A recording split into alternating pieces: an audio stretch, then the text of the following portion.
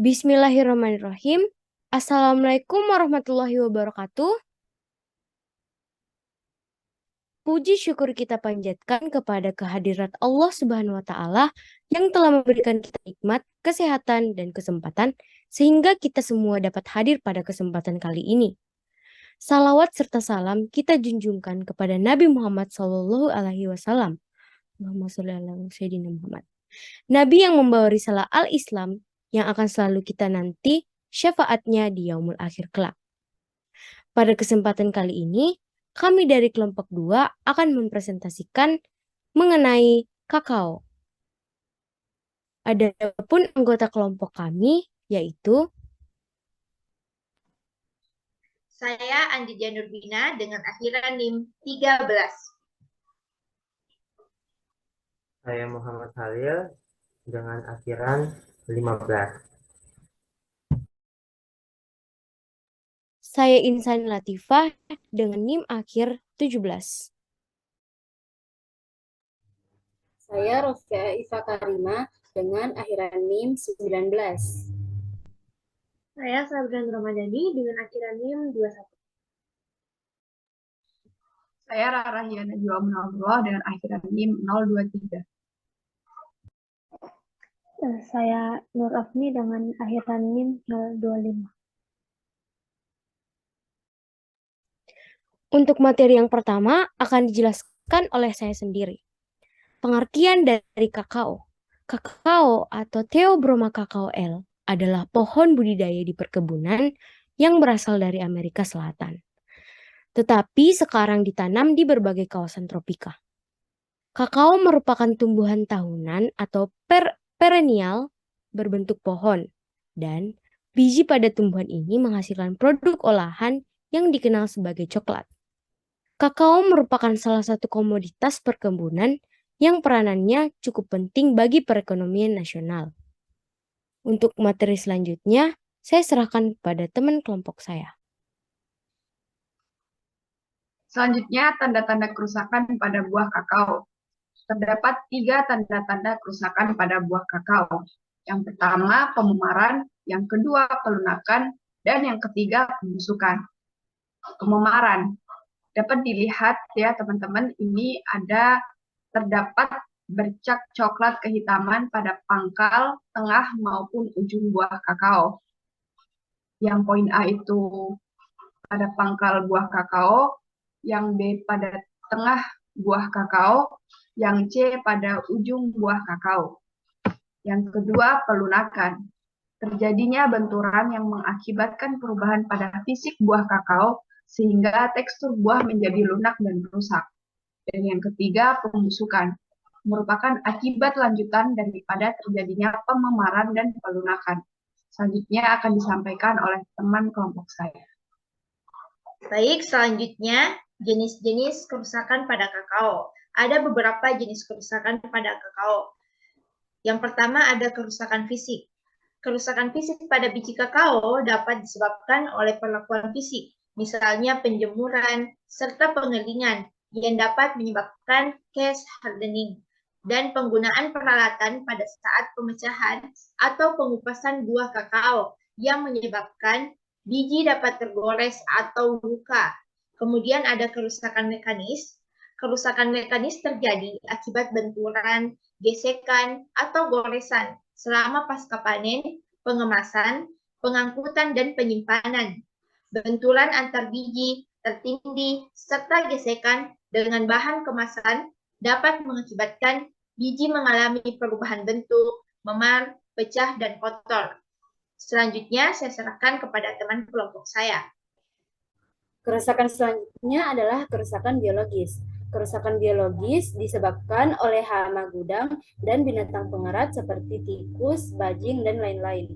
Laju kerusakan biologis dipengaruhi oleh kadar air, suhu penyimpangan, dan oksigen.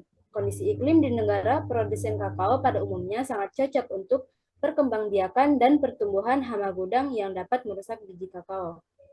Selanjutnya adalah kerusakan mikrobiologis. Kerusakan mikrobiologis lebih banyak disebabkan oleh jamur, yaitu melalui proses hidrolisis atau merusaknya suatu jaringan atau makromolekul penyusun makromolekul penyusun bahan menjadi molekul-molekul kecil.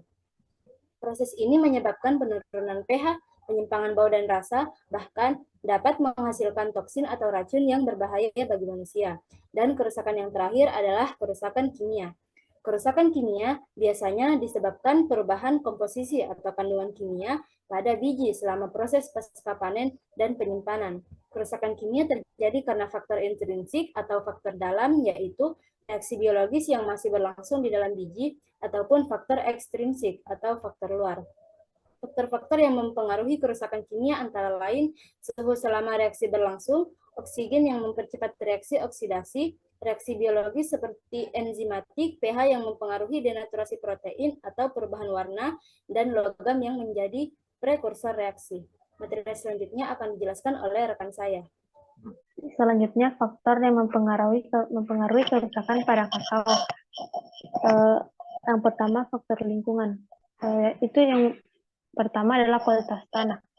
Semakin subur suatu tanah, maka pertumbuhan dan kualitas buah kakao yang dihasilkan akan semakin baik pula. Yang kedua adalah iklim. Iklim terdiri dari suhu, curah hujan, kelembapan udara, angin, dan intensitas cahaya. Dalam kondisi lembab dan hujan, jamur membutuhkan air untuk menyebarkan penyakit dari sumber infeksi yang dapat berupa kerusakan buah, kanker batang, tanah, dan akar. Kondisi kelembapan tinggi juga menyebabkan penyebaran dan perkembangan penyakit dengan sangat cepat. Penularan penyakit juga dapat melalui air hujan maupun tiupan angin dan bantuan binatang seperti serangga, semut, lalat, tupai, siput, dan kelelawar. Untuk faktor selanjutnya akan dijelaskan oleh teman saya. Selain faktor lingkungan, ada juga beberapa faktor yang mempengaruhi kerusakan pada buah kakao. Yang pertama, faktor waktu. Waktu yang lebih lama akan menyebabkan kerusakan yang lebih besar seperti pertumbuhan mikroba, kerusakan oleh serangga, pengaruh pemanasan atau pendinginan, kadar air, oksigen, dan sinar matahari. Selain itu, ada pula faktor mikroorganisme. Mikroorganisme yang terlibat di dalam kerusakan buah kakao ini yaitu adalah jamur P. palmifera. Penyebabnya adalah kondisi lembab dan hujan yang menghasilkan 4 juta spora yang cukup untuk menginfeksi buah lainnya melalui tiupan angin. Selanjutnya akan dibacakan oleh teman kelompok saya. Berikutnya ada solusi untuk memperlambat kerusakan. Yang pertama itu ada pencegahan penyakit dan hama. Adapun pengendalian hama dan penyakit tersebut dilakukan dengan cara sebagai berikut. Yang pertama karantina, yaitu dengan mencegah masuknya bahan tanaman kakao dari daerah terserang PJK. Yang kedua, pemangkasan bentuk pohon. Membatasi tinggi tajuk tanaman dengan maksimum 4 meter sehingga memudahkan saat pengendalian dan panen. Yang ketiga, mengatur cara panen. Yaitu dengan melakukan panen sesering mungkin 7 hari sekali, lalu buah dimasukkan dalam karung, sedangkan kulit buah dan sisa-sisa panen dibenam. Yang keempat, penyelubungan buah atau kondomisasi, yaitu dengan menggunakan kantong plastik dan menekan serangga sampai 95-100%. Selain itu, sistem ini dapat juga mencegah serangan hama, helopeltis, dan tikus. Yang kelima itu menggunakan pestisida organik, yaitu organem dan siori dengan dosis 3-5 ml per setiap 2 minggu. Next.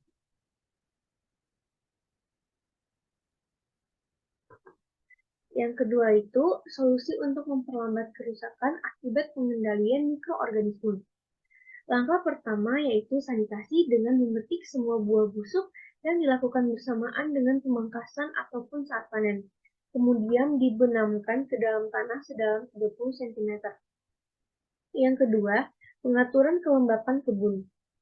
Bisa dilakukan dengan memperbaiki drainase, memangkas tanaman kakao dan pohon, pelindung dengan teratur dan dengan mengendalikan gulma. Yang ketiga, pembuatan rorak. Rorak sendiri adalah galian yang dibuat di sebelah pokok tanaman untuk menempatkan pupuk organik dan dapat berfungsi sebagai lubang drainase. Rorak merupakan salah satu praktek baku kebun yang bertujuan untuk mengelola lahan, bahan organik, dan tindakan konservasi tanah dan air di perkebunan kakao.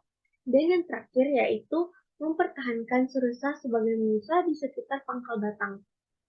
Yaitu lapisan mulsa atau serusa di sekitar pangkal batang akan mencegah terjadinya percikan air yang membawa tanah yang terinvestasi jamur. Juga adanya mulsa ini akan meningkatkan kegiatan jasad-jasad renik saprofit yang bersifat antagonistik terhadap Phytophthora. Next. Jadi itulah tadi presentasi dari kelompok kami. Lebih dan kurangnya mohon dimaafkan. Wabillahi taufiq wal hidayah. Wassalamualaikum warahmatullahi wabarakatuh. Asal. Bismillahirrahmanirrahim. Faktor yang mempengaruhi kerusakan. Ulang. Ya ulang. Harus. Waktu yang ulang. Sorry. Oke. Apa faktor yang mempengaruhi ulang-ulang